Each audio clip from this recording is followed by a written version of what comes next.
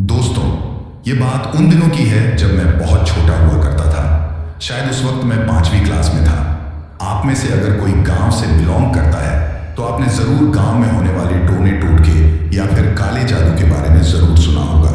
और अगर नहीं सुना तो फिर आज आपको ये वीडियो जरूर देखनी चाहिए, क्योंकि आज की इस वीडियो में मैं जिस घटना के बारे में आपको बताने जा रहा हूं उसको सुनकर आप सोचने पर मजबूर हो जाओगे कि क्या कभी असल जिंदगी में भी ऐसा हो सकता है।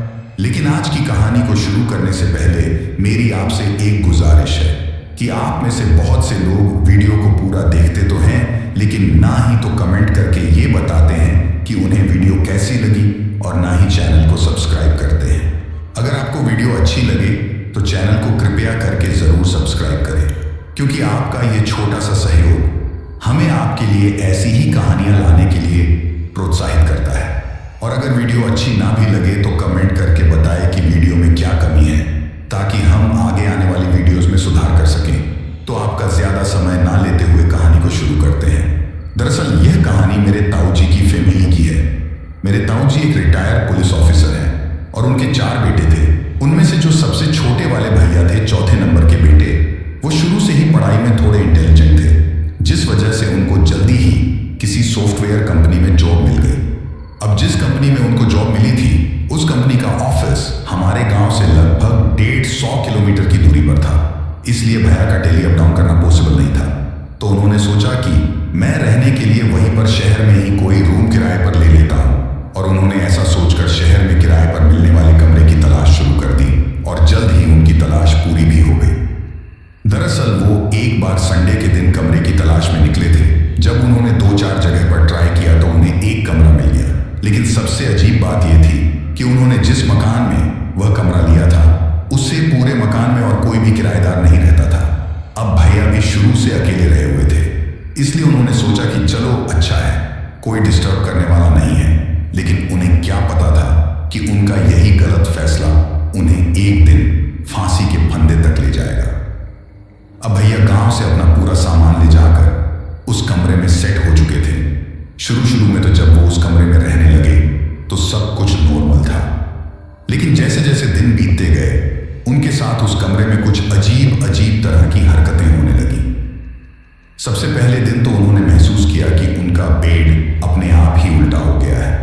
मतलब जिस दिन से उनके साथ ये अजीब तरह की घटनाएं होना शुरू हुई थी उस दिन वो रात को खाना पीना खाकर आराम से सो गए थे, पर जब वो सोए तो उनके बिस्तर का सिर उत्तर दिशा की तरफ था, पर जब वो सुबह उठे तो वो दक्षिण दिशा की तरफ सिर करके सोए हुए थे।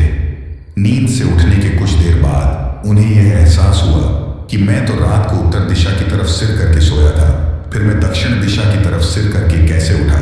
तो उस वक्त उन्होंने यह सोच लिया कि शायद मैं नींद में ही इधर से उधर हो गया होगा।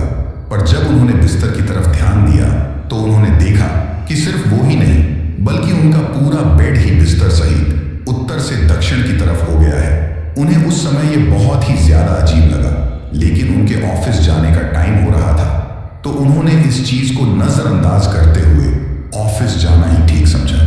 फिर कुछ दिनों बाद उनके साथ यह अजीब अजीब चीजें होना ज्यादा होती चली गई। जब वो ऑफिस जाते थे तो वो अपने बिस्तर को पूरी तरीके से अच्छे से सही करके जाते थे, लेकिन जैसे ही वो ऑफिस से वापस लौटते थे तो उन्हें अपने बिस्तर को देखकर ऐसा लगता था कि जैसे उस पर कोई सोया हो। इसके साथ ही उन्हें ऐसा लगता था जैसे किसी ने उनके कपड़ों को भी पहना है। मतलब जैसे वो अपने कपड़ों को अलमारी में छोड़कर जाते थे, उन्हें ठीक वैसे की वैसे वह कपड़े वापस नहीं मिलते थे, बल्कि उन कपड़ों को देखकर ऐसा लगता था जैसे किसी ने उन कपड़ों के साथ किसी ने छेड़छाड़ की है। पर उनके दिमाग में सिर्फ एक ही सवाल रहता था कि रूम तो बाहर से लॉक है, फिर कोई अंदर कैसे आ सकता है। उन्हें लगा कि यह शायद मेरे मन का वहम होगा, और यही सोचकर वह लगातार इन सब चीजों को नजरअंदाज कर रहे थे। उन्हें लग रहा था कि ऑफिस के काम का दबाव ज्यादा होने के कारण शायद उनके साथ ऐसा हो रहा है। शायद वो ही इन चीजों को इस हालत में छोड़ देते होंगे और उन्हें याद न रहता होगा। पर उनका यह वहम हकीकत में तब बदला जब उनके साथ यह चीजें कुछ ज्यादा ही होने लगी। दरअसल भैया हमेशा खाना कमरे पर ही बनाया करते थे, लेकिन जिस दिन भी वो खाने में कुछ मीठा बनाते थे उस रात वो कभी भी सो नहीं पाते थे। अमूमन घर से बाहर रहने वाले लोग यही करते हैं कि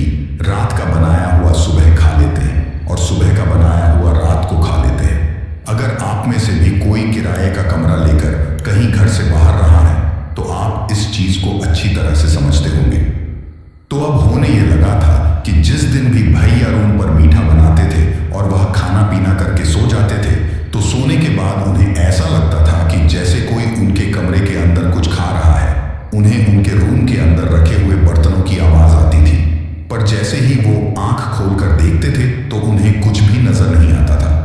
ऑफिस के काम की थकान इतनी ज्यादा रहती थी कि वो इन सब चीजों को नजरअंदाज करके जबरदस्ती सो जाते थे। इतना सब कुछ होने के बावजूद भी उन्होंने अपने घर पर कुछ भी नहीं बताया था कि मेरे साथ वहां उस कमरे में ऐसे ऐसे हो रहा है। अब रात के समय उनके साथ ऐसी घटनाएं कुछ ज्यादा ही होने लगी थी। सोते वक्त उन्हें ऐसा लगता था कि जैसे बिस्तर पर उनके साथ में कोई और भी सो रहा है, पर देखने पर कोई भी नहीं होता था। उन्हें बस वह चीज अपने होने का एहसास बार बार करवा रही थी।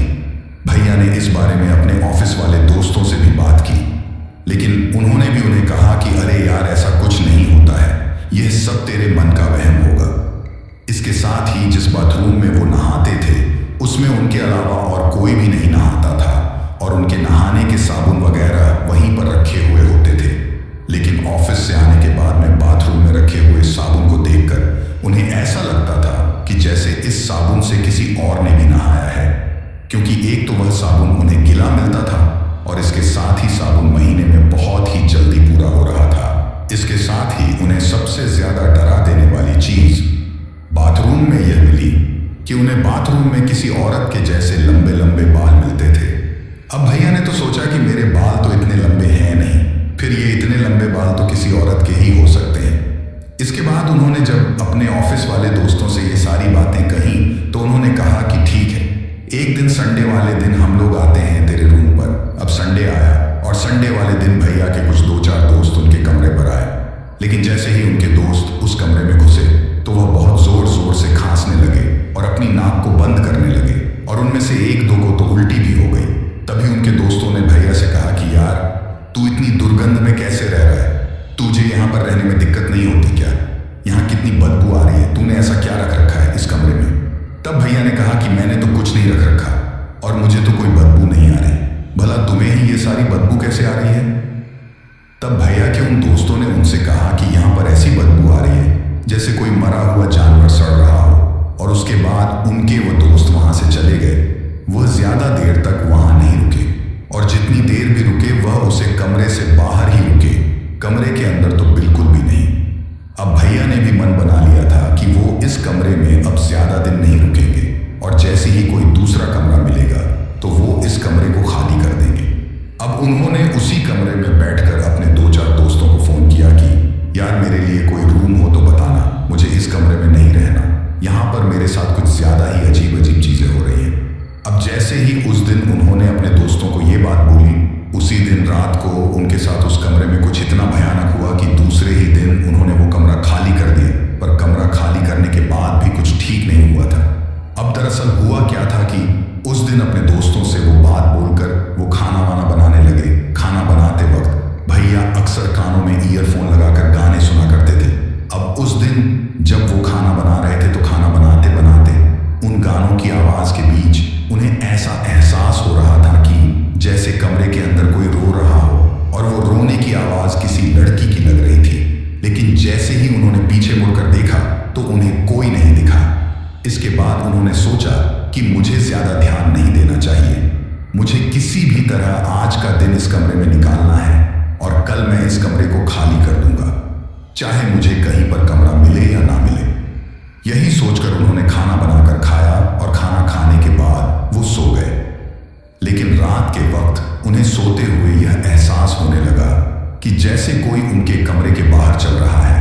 कुछ देर किसी के चलने की आवाज आने के बाद भैया अब नींद में नहीं थे, बल्कि वह सिर्फ आंखें बंद करके वैसे ही सो रहे थे और सिर्फ सुबह होने का इंतजार कर रहे थे।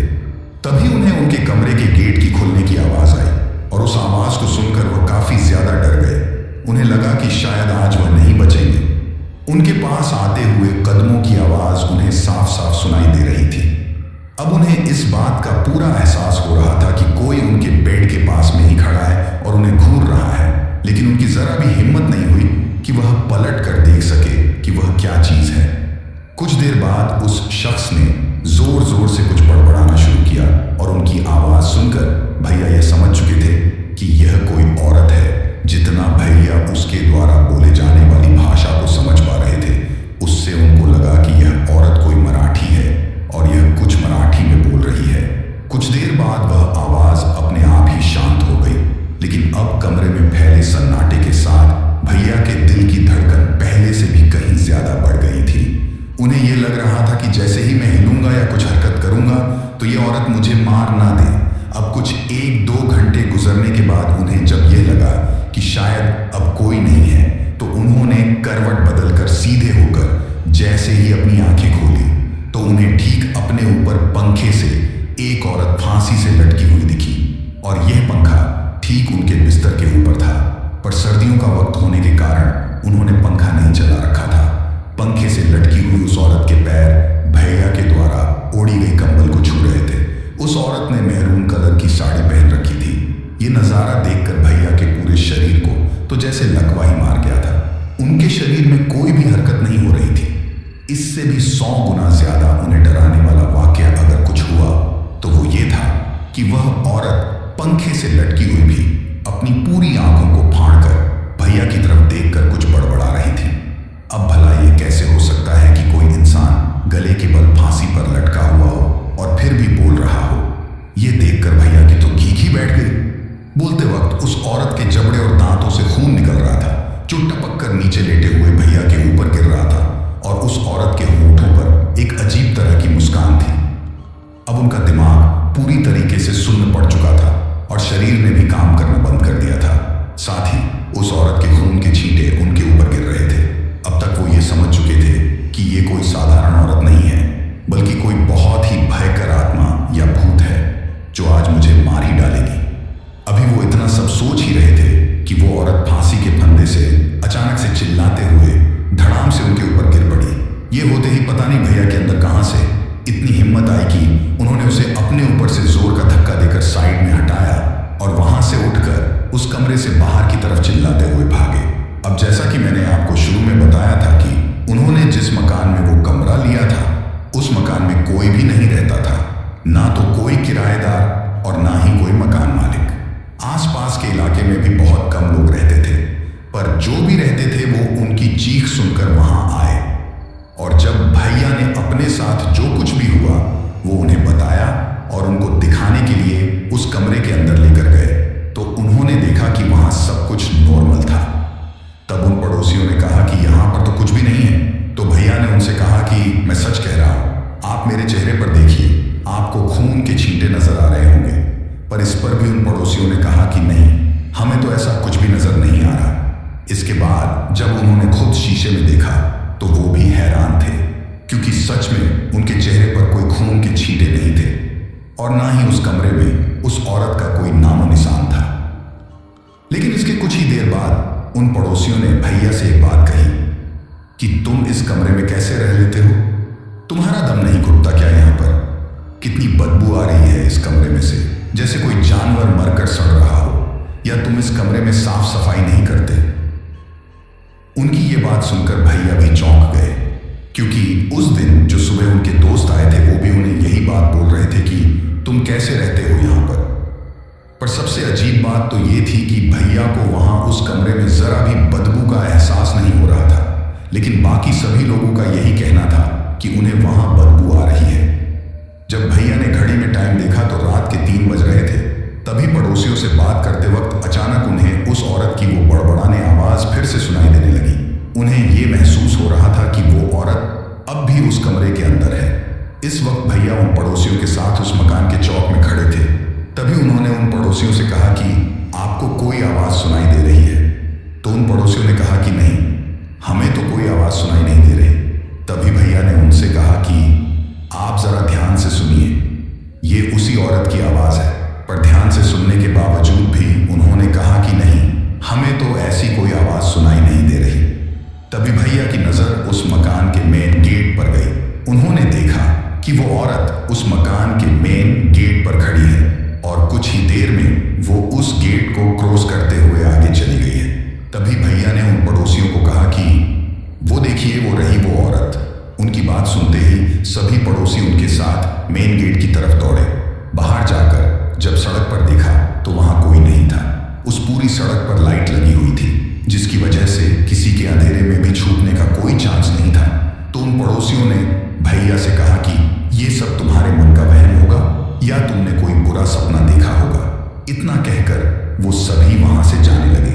लेकिन अब तक भैया ये बात समझ चुके थे कि अगर वो दोबारा अकेले उस कमरे में गए तो वो औरत उन्हें जिंदा नहीं छोड़ेगी। इसीलिए भैया ने उन पड़ोसियों से कहा कि आप मुझे अकेला छोड़कर मत जाइए। पर उन्होंने कहा कि भाई, हम कब तक तुम्हारे साथ रहेंगे, आखिर हमें भी सोना है। उन लोगों की बात भी सही थी, क्योंकि उन्हें भी आए हुए लगभग 2-2.5 घंटे हो चुके थे। तभी उन पड़ोसियों में से एक बुजुर्ग चाचा थे, तो उन्होंने भैया से कहा कि मैं वैसे भी रोजाना 4 बजे उठता हूँ और अब वैसे भी 4 बजने वाले हैं, तो अब मैं सोकर भी क्या करूँगा। तो तुम ऐसा करो कि मेरे साथ मेरे घर पर आ जाओ। और इसके बाद भैया उन चाचा के साथ उनके घर पर चले गए, सब कुछ वैसा का वैसा छोड़कर। सुबह होते ही भैया ने घर पर फोन किया और घर वालों को सारी बात बताई, जिसके बाद ताऊ जी और बाकी घर के कुछ बड़े लोग गाड़ी लेकर भैया को लाने घर से चले गए। जब तक घर वाले वहां नहीं पहुंचे तब तक भैया उन चाचा के साथ ही रहे।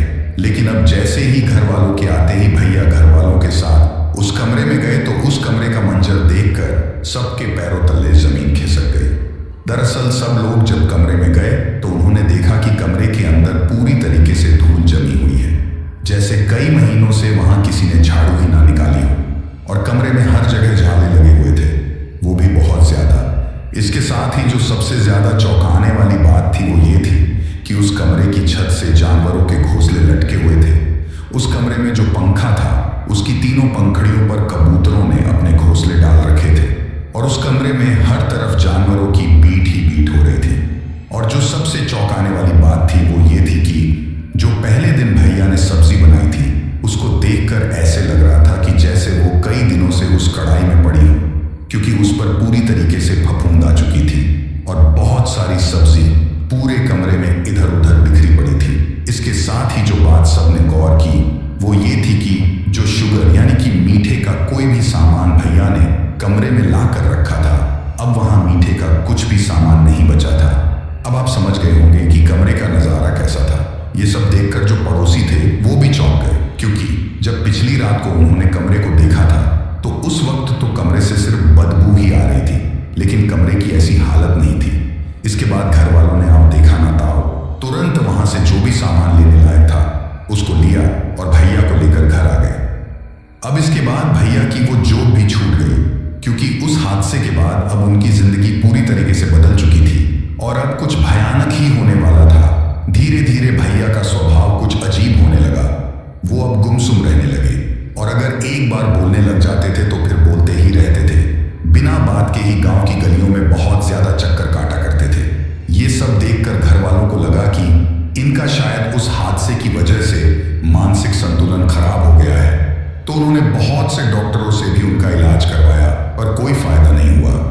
इसके बाद गांव की कुछ महिलाओं ने मेरी ताई जी को हमारे गांव के ही पास वाले गांव में जो हनुमान जी का मंदिर है उसके बारे में बताया कि आप उसे वहां लेकर जाओ। पर भैया वहां जाने को तैयार ही नहीं थे। उन्हें जब भी वहां चलने के लिए बोला जाता तो वो कहीं पर चले जाते थे और शाम तक आते ही नहीं थे।